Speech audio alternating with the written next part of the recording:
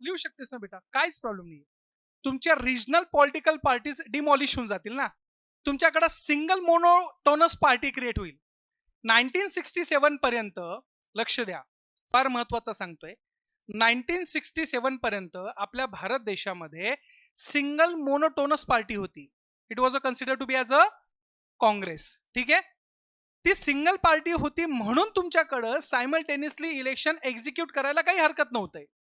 परंतु आज तुमच्याकडं भारत देशामध्ये जर बघायला गेलं तर रिजनल पॉलिटिकल पार्टी खूप स्ट्रॉंग होत चालल्या आहे. रिजनल पॉलिटिकल पार्टी जर तुम्ही साऊथचं ऑब्झर्वेशन केलं तर डीएमके काय आहे? रिजनल पॉलिटिकल पार्टी आहे. आज जर आपल्याकडं जर हिंदू हृदय सम्राट बाळासाहेब ठाकरे जिवंत असते तर कदाचित आपल्याकडं धनुष्यबाणच चालला असता ना.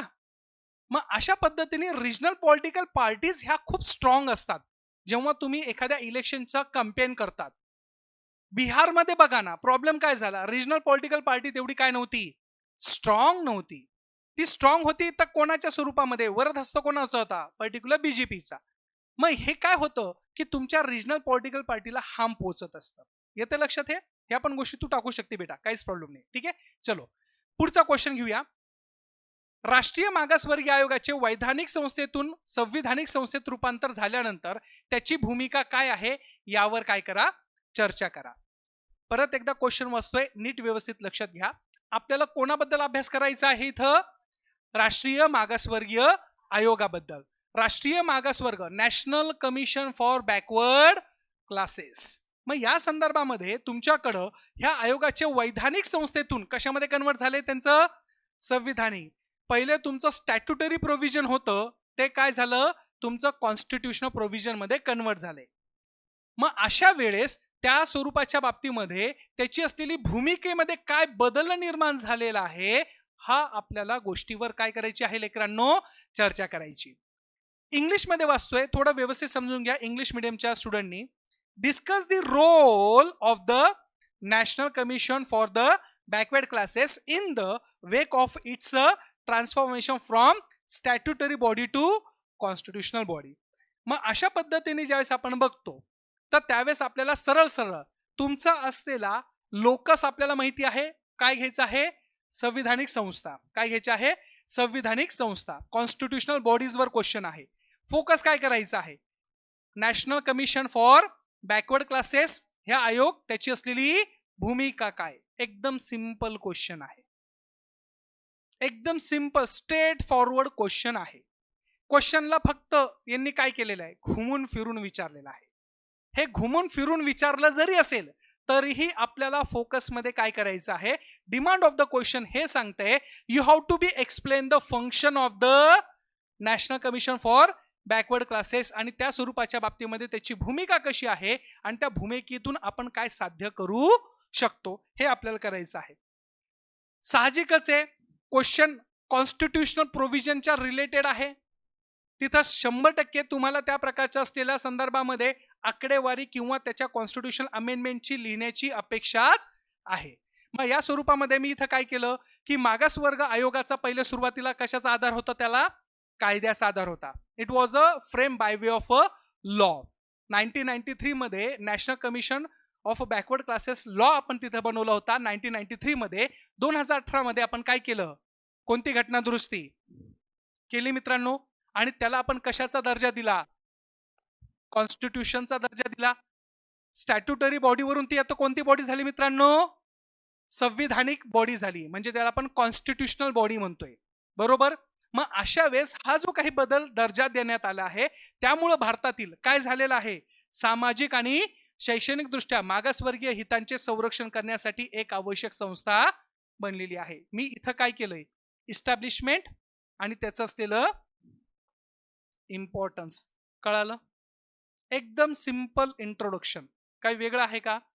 नाही. ज्या गोष्टी तुम्हाला अपेक्षित आहे त्या सगळ्या गोष्टी आपण इथं इनबिल्ड करण्याचा प्रयत्न करतो. Are you getting my points? समजतंय? डिमांड ऑफ द क्वेश्चन्स काय आहे? National commission for backward classes, राष्ट्रीय मागासवर्गीय आयोगाची असलेली भूमिका स्पष्ट करायची आपल्याला. काय आहे, कसं आहे, त्या स्वरूपाच्या बाबतीमध्ये आपण का चेंजेस केलाय आणि ते तुम्हाला इथं सांगता आलं पाहिजे. आता सगळ्यात पहिले महत्वाचं, स्ट्रक्चर कसं बनवणार? स्ट्रक्चर मध्ये कोणत्या कोणत्या गोष्टी येणार आहे? सिंपल येणार आहे लेकरांनो. ते म्हणजे काय की तुम्हाला त्या प्रकारचं असलेलं प्राथमिक भूमिका काय, primary role of the national commission for backward classes, हे तुम्हाला तिथं काय करायचं आहे, पर्टिक्युलर सांगायचं आहे. आता साहजिकच आहे, यांना जेव्हा बनवलं 1993ला, तर त्यावेळेस एखाद्या कायद्याच्या माध्यमातून त्याला आपण बनवलं होतं, बरोबर आहे. By way of a law making, we have been made this kind of institutions, and we are giving to more kind of a powers to that particular institution for the protection of the backward classes. We are appreciating that, and they are doing well so. But after the getting of the constitutionality, जेव्हा त्याला संविधानिक आधार भेटला, त्याच्यामध्ये असा काय आमूलाग्र बदल झाला ना त्या संस्थेमध्ये, तेही तुम्हाला काय करायचं आहे, पर्टिक्युलर सांगायचं आहे. Many important changes in the powers and the functions of NCBC after the 102 constitution amendment. कळालं आता हे, कळालं हे बेसिक गोष्टी कुठं सांगणार तुम्ही पहिले, प्राथमिक भूमिकेमध्ये. कोणाची भूमिका, माझी, बरोबर आहे. आणि त्याच्यामध्ये बदल काय झाला, कधी, 102व्या घटना दुरुस्तीनुसार, ते तिथं लिहायचंय, लिहा. स्ट्रक्चर बघूया काय असायला पाहिजे, कशा पद्धतीने आहे. सिंपल आहे, लॉजिकच्या गोष्टी होत्या, याच्यामध्ये कोणत्याही प्रकारे रॉकेट सायन्स नव्हतं. जर तुम्ही ऑब्झर्वेशन केलं तर national commission for backward classes असू द्या, national commission for your SC ST असू द्या, कोणत्याही त्या स्वरूपातली संस्था असू द्या, जे की पर्टिक्युलर कम्युनिटीचं प्रोटेक्शन करण्यासाठी तयार केलेली आहे, त्यांचे समहाऊ भूमिका, उद्दिष्ट ही कशी असणार आहे, सारखेच असणार आहे. जर तुम्हाला त्या गोष्टी लक्षात राहत असेल तर तुम्ही त्याच गोष्टी फक्त नाव चेंज करून जरी लिहिलं तरी मोर दॅन सफिशियंट होत आहे. तुम्ही OBC टाका, SC टाका किंवा ST टाका, विमेन्स टाका, ह्या सगळ्या गोष्टीमध्ये नियर टू बी सगळ्यात सारखेपणा असणारच आहे. त्यामुळे एकदम सिंपल लॉजिक होतं की ज्यावेळेस 93 मध्ये याची निर्मिती केली तर त्याच्या संदर्भामध्ये काय होतं, यादीमध्ये समावेश करणे, वगळणे, तपासणी करणे किंवा शिफारस करणे. समुदायाचं असलेलं त्याच्यामध्ये इन्क्लुडेशन करायचं, कोणाला गाळायचं आहे, कोणाला काय द्यायचं आहे, त्याचं असलेलं इन्क्वायरी करायची असेल ते करू शकतं. सामाजिक आणि आर्थिक विकासाबाबत काय करणे, सल्ला देणे, ह्या पण गोष्टी तुम्हाला मेन्शन करणं आहे. भूमिका त्यांची असलेली तीच असायला पाहिजे. दुसरी गोष्ट, ओबीसीना प्रदान केलेल्या सुरक्षा उपायांचे काय करणे, निरीक्षण करणे. गव्हर्नमेंटनी आतापर्यंत काय काय स्कीम आणलेली आहे बॅकवर्ड लोकांसाठी, तर त्यावेळेस त्या सगळ्या गोष्टीचं ऑब्झर्वेशन करायचं काम कोणाचं असणार आहे, national commission for backward classes.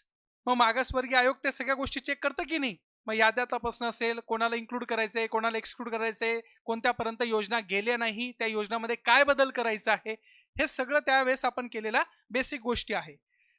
कोणत्याही स्वरूपातल्या हक्कांचं काय होत असेल, उल्लंघन होत असेल तर त्या तक्रारीची काय करणे, चौकशी करणे. हा 93चा असलेला जो काही कायदा आपण तयार केला होता त्याच्यामध्ये बेसिकली ह्या गोष्टी त्याच्यामध्ये इन्क्लूड केलेल्या आपल्याला दिसून येते. त्यामुळे वेगळं काही होतं का, नाही. एकदम जर तुम्ही सोप्या भाषेमध्ये जर याला मांडण्याचा प्रयत्न केला असता तरीही तुम्हाला बऱ्यापैकी गोष्टी ॲज इट इज आठवल्या असतात. कळालं हे, समजलं हे. आता सर हे बदल झाला तर त्याच्यामध्ये अजून काय एका प्रकारची असलेली पॉवर इन्कल्केट करण्यात आलेली, हे आपल्याला माहिती असणं गरजेचं आहे. की आफ्टर 1993 मध्ये ज्यावेळेस आपण ह्या सगळ्या गोष्टी करतोय, along with that we are committed a kind of 102वी घटना दुरुस्ती. मग त्या स्वरूपाच्या बाबतीमध्ये कोणते महत्वाचे बदल झाले त्यांच्या कार्यामध्ये हे आपल्याला माहिती असणं गरजेचं आहे. तर पहिलं काय आहे, काय वाढले, त्यांचे संविधानिक अधिकार वाढलेले. आता सगळ्यात महत्वाचा असलेला संदर्भ काय येतो, एखाद्या संस्थेला तुम्ही बघा बरं मी काय सांगतोय, एखाद्या संस्थेला कायद्याच्या माध्यमातून जेवढी पॉवर अलोकेट करतात, एखाद्या संस्थेला कायद्याच्या माध्यमातून जेवढी पॉवर अलोकेट करतात त्याच्यापेक्षा ती पॉवरफुल कधी असती, ज्यावेळेस त्याला कशाचा अधिकार असतो, बरोबर आहे. मग साहजिकच आहे आज आपल्याकडं national commission for backward classes यांना आपण काय केलेलं आहे, कॉन्स्टिट्यूशनल प्रोव्हिजन दिलेलं आहे. साहजिकच आहे त्यांचा असलेला जो काही संविधानिक अधिकार आहे तो संविधानिक अधिकार काय झालेला आहे, वाढलेला आहे. जसं की यांनी मला आता विचारलं होतं की सर ते सुमोटो कॉग्निझन्स घेऊ शकतात का. सुमोटो ह्या शब्दाचा अर्थ काय असतो ते पहिले तुम्हाला समजून सांगतोय, म्हणजे तुम्हाला कळल. ते स्वतःहून एखाद्या प्रकरणामध्ये दखल अंदाजी करू शकतात का. साहजिकच आहे आता कशाचा आधार भेटलेला आहे त्यांना? संविधानिक आधार भेटलेला आहे. संविधानिक अधिकार भेटल्यानंतर संविधानाचे जे काही मूल्य आहे त्या मूल्यांचं पालन करणं हे कंपल्सरी आहे. कोणाला? नॅशनल कमिशन फॉर बॅकवर्ड क्लासेसला. हे कळतंय का? मग आता अशा वेळेस संविधानिक अधिकार भेटल्यानंतर त्याचं पॉवर युटिलायझेशन आपल्याला चांगलंच करावं लागेल आणि हे चांगल्या पद्धतीने करत असताना सुमोटो कॉग्निझन्स तिथं ऍक्सेप्ट केला जाऊ शकतो. म्हणजे एखाद्या प्रकरणामध्ये स्वतःहून त्याच्यामध्ये दखलंदाजी करू शकतो. दुसरी गोष्ट, शिफारसीची काय असणार आहे? पहिले जेव्हा ही संस्था होती ती भारत सरकारला इथं शिफारस करायची की तुम्ही हे करा, ते करा, ते नका करू, हे नका करू.